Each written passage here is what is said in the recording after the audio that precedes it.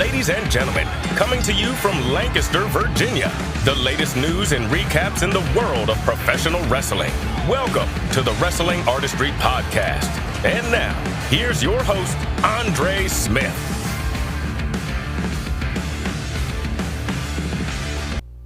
Hello, everybody, and welcome to the Wrestling Artistry Podcast. I am your host, Andre Smith, and today I will recap the matches from this week's AEW, Raw, and NXT. I also plan on highlighting this past Saturday's Survivor Series, as well as a couple of events that happened today in wrestling history. So, let's get to it. AEW Dynamite, Wintrust Arena, Chicago, Illinois.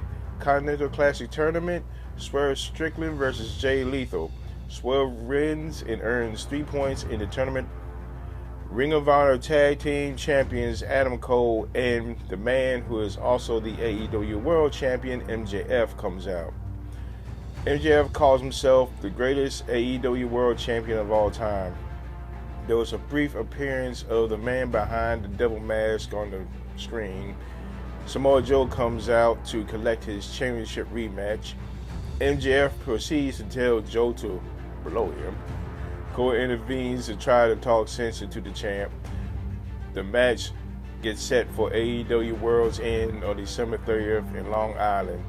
Joe did say something pretty interesting. He said that as of this night, MJF was Joe's property, which means that Joe has to protect MJF.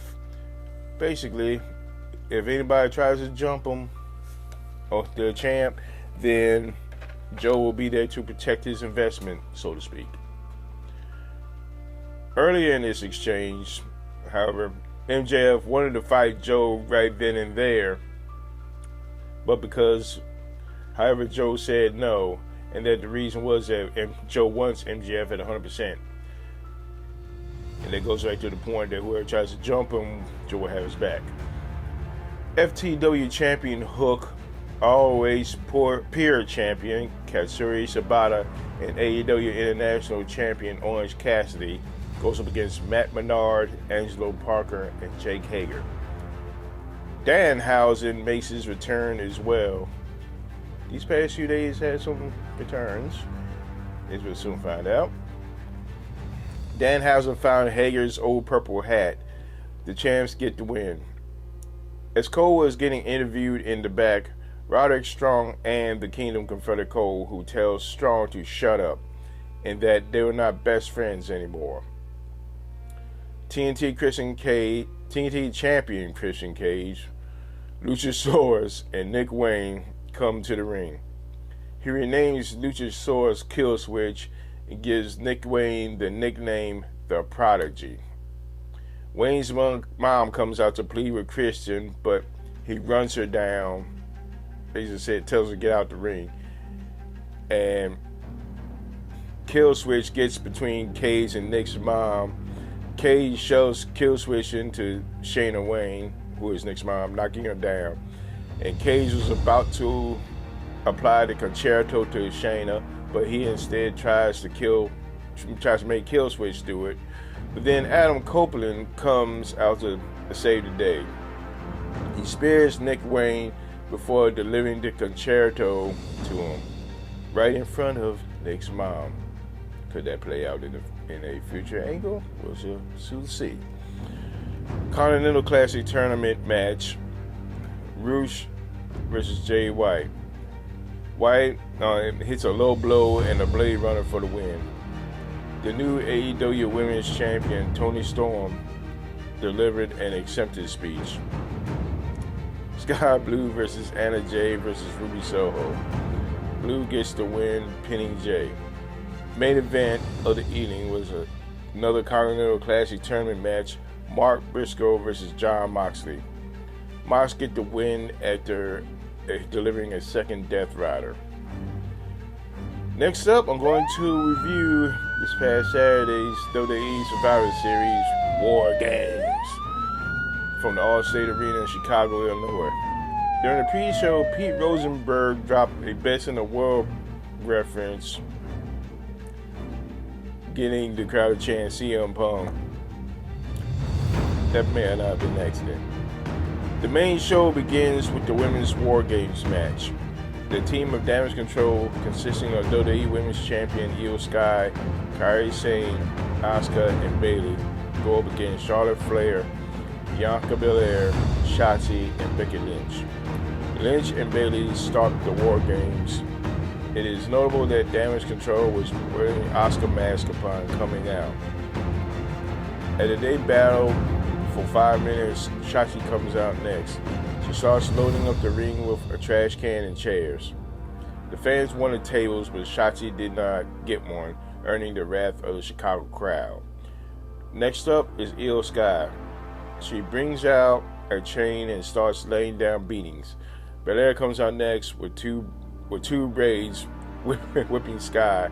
Belair suplex Sky and Bayley at the same time. Next to come out is Sane. Sane gets launched by Sky onto Shotzi, delivering an elbow drop onto Shotzi as Shotzi was buried under 3 chairs. Charlotte Flair enters next. Sky gets powerbombed into the cage by the Queen.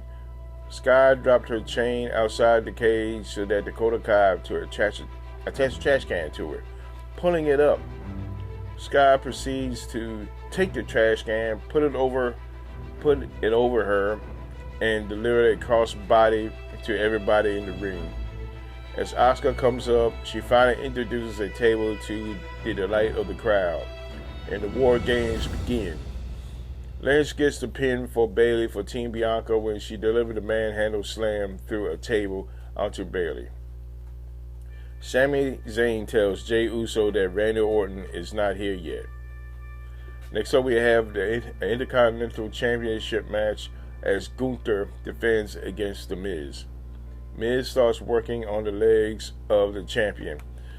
The ring general, or I should say, the Ring General, comes back though, absolutely dissecting the Awesome One. Miz kicks out of a powerbomb, and then Miz took the turnbuckle pad, and as the referee tried to put the pad back on, Miz went low, hitting the skull-crushing finale, but Gunther kicked out. Gunther pulls out a lion tamer to make Miz tap out to retain. Next up, we had Dragon Lee versus Santos Escobar.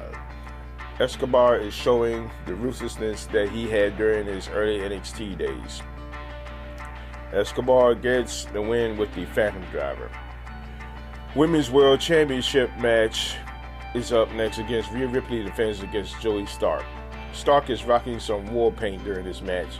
The crowd, however, is behind Mobby. After a valiant battle, Stark falls to the Riptide and Ripley retains.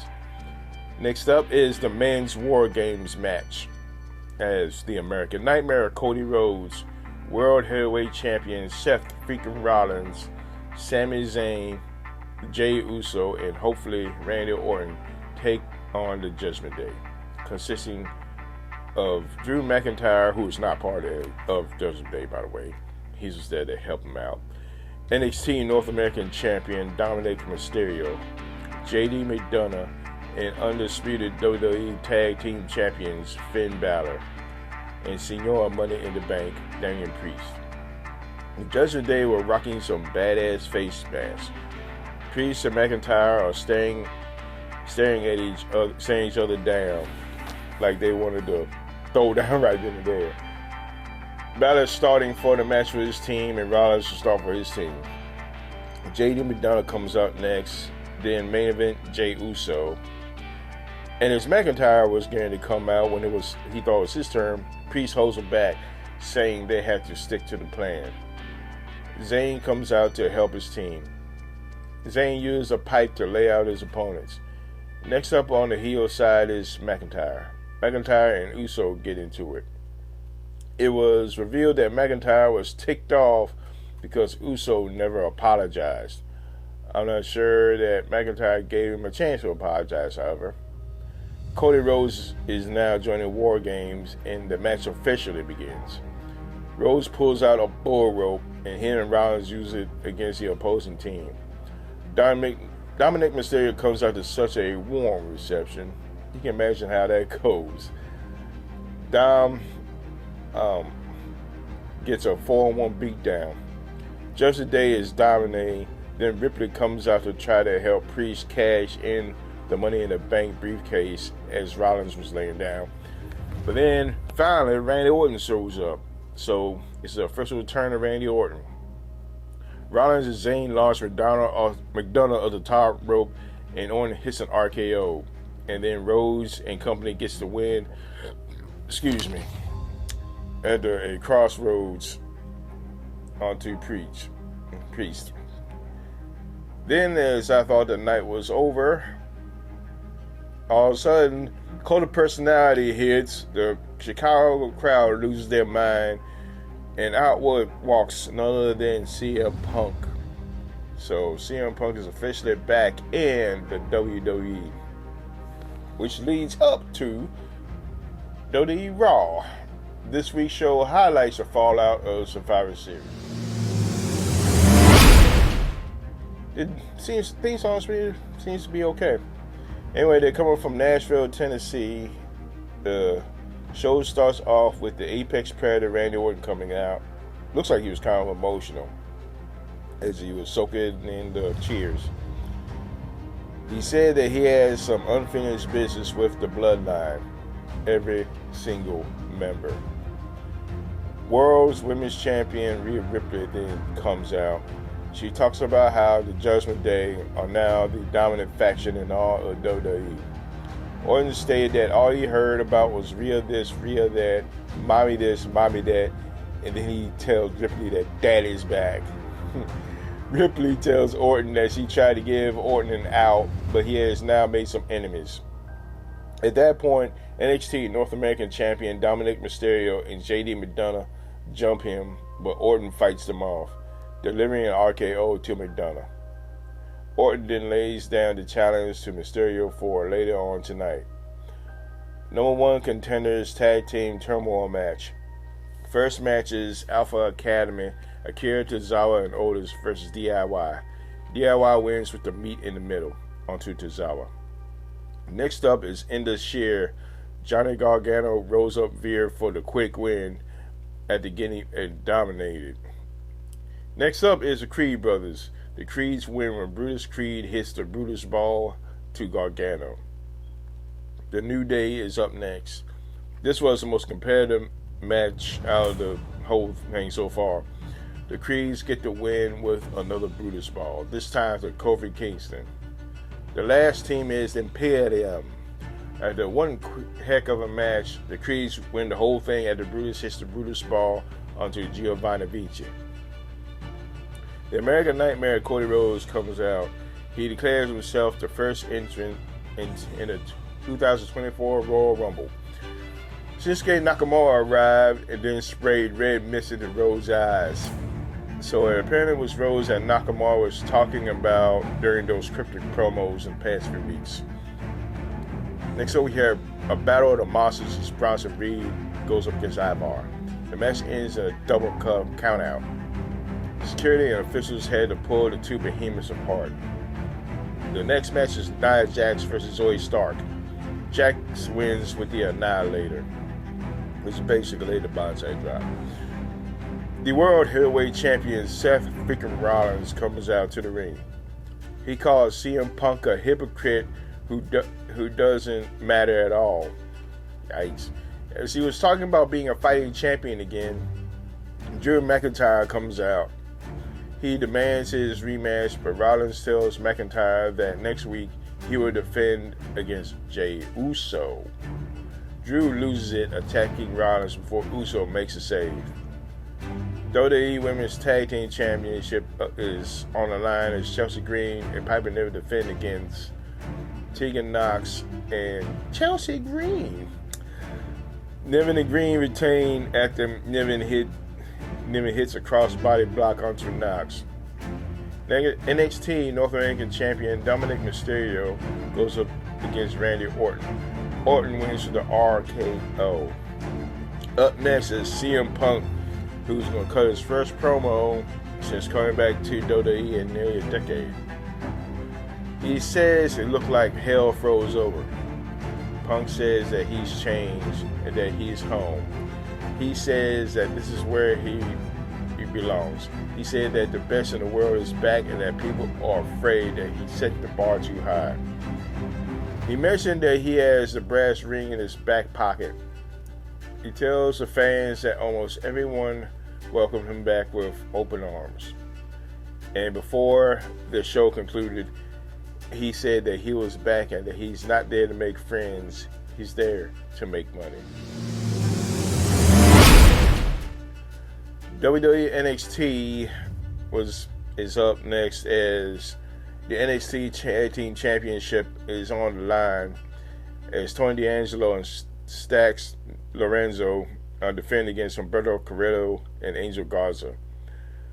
The way the show started, they were fighting outside the ring before the match officially started. But at the end, though, the family of D'Angelo and Lorenzo hit bada bing, bada boom onto Garza for the pin.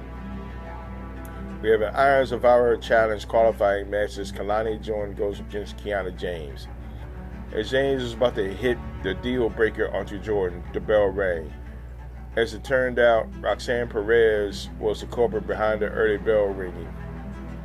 As James was berating Perez, Jordan kicked James in the head, followed by a split leg moonsault for the pinfall. Andre Chase of Chase U fame breaks his silence about the allegations regarding him. Chase basically said that Chase U is in significant debt due to misuse of funds and gambling. He takes full responsibility and will try to get things resolved as quickly as possible. The Iron Survivor qualifying match, the second one, is up next as Braun Breaker goes up against Eddie Thorpe. Breaker gets a win with a vicious-looking spear. NXT champion Ilya Dragunov versus Nathan Frazer. Dragunov was a man enraged, dropping 3 H-bombs before pinning Frazer, who put up a little bit of offense, not too much. Next up, we have Ariana Grace versus Carmen Petrovic. During the match, Joe Gacy came out from under the ring and proceeded to steal the ring bell. Grace gets the victory after a well-placed thumb to the eye, followed by a big slam. Afterwards, Gacy was in the crowd, ringing the bell like a maniac. Brooks Jackson goes up against Lexis King. During the match, Carmelo Hayes came out to try to get his hands on King, but Josh Briggs pulled him off the ring, and those two started arguing. In the midst of the chaos, King delivered the coronation to Jensen for the win. Next up, we have a fatal 4-way match next pertaining to the NXT North American Championship. If Wes Lee wins, he gets his shot at the North American Champion Dominic Mysterio. In the match, it is Lee versus Bronson Reed versus Cameron Grimes versus Johnny Gargano. Each one of these gentlemen are former NXT North American champions. As Reed was about to go for the tsunami, Ivar comes out and him and Reed brawl towards the back. Lee gets the win as he hits a cardiac kick, and it'll be him versus Mysterio for deadline for the North American title. The closing segment featured Perez and James brawling in the parking lot, so this issue is truly far, far from over. Now, let's get into what happened on this day in wrestling history, courtesy of PWInsider.com. On this day in 1962, Eddie Graham defeated Boris Malenko for the NWA Southern Heavyweight title in Jacksonville, Florida. This made Graham a 3-time champion. And then in 2010, a special edition of Monday Night Raw, Sheamus, the Celtic Warrior himself, defeated John Morrison to become the WWE King of the Ring. And that is all, y'all, for this edition of the Wrestling Artistry Podcast. But if you're not subscribed to my YouTube channel, make sure to hit the like button and subscribe if you're watching on video. If you're listening to it on audio, you can keep up with me on the Podbean app. And that is it, fans. And until next time, so long for now.